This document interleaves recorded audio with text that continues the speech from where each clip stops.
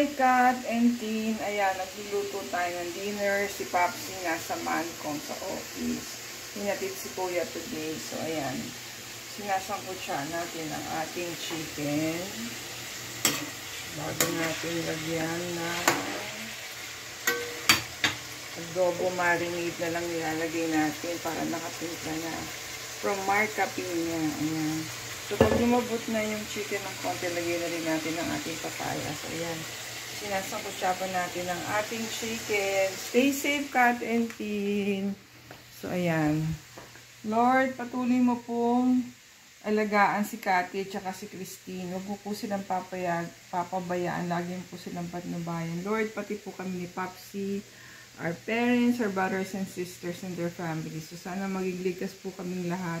Whatever the world condition is, alam ko hindi mo po kami papabayaan. Stay safe everyone. God bless you all.